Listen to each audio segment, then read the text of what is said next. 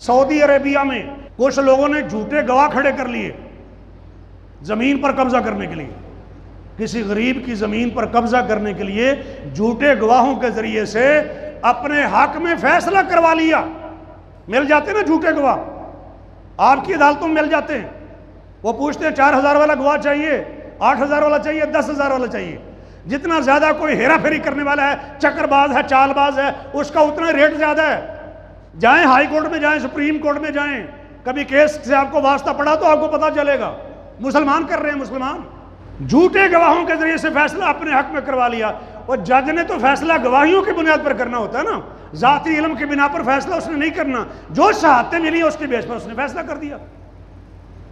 مظلوم جس کی زمین پر قبضہ ہو گیا ہے وہ سیدھا مسجد میں جاتا ہے، اور ادھر سے یہ جن کو فتح مل گئی تھی، مقدمہ جیت گئے تھے، گاڑیوں میں بیٹھے، اور آپ کو پتا سعودی عربیہ میں بڑی بڑی گاڑیاں ہوتی ہیں، پیٹرول سستا ہے، بڑی بڑی گاڑیوں پہ بیٹھے اور ان زمینوں کا چکر لگانے کے لیے اور فتح کا جشن منانے کے لیے کہ ہم مقدمہ جیت گئے ہیں اور یہ زمین ہمارے نام الاٹ ہو گئی ہے، ہمارے حق میں فیصلہ ہو گیا ہے۔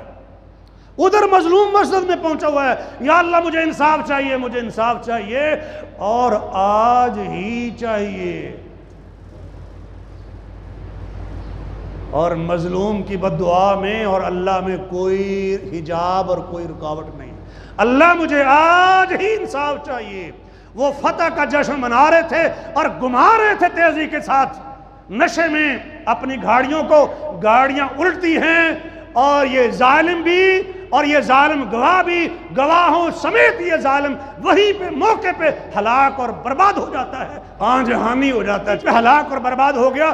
اور اسی دن جس دن اس کے حق میں فیصلہ ہوا، اسی دن جس دن مظلوم نے مسجد میں جا کے ظالموں کے خلاف بد دعا کی، اللہ قبول کرنے والا اختیار تو اس کا ہے نا، اس کے آگے کوئی دم نہیں مار سکتا۔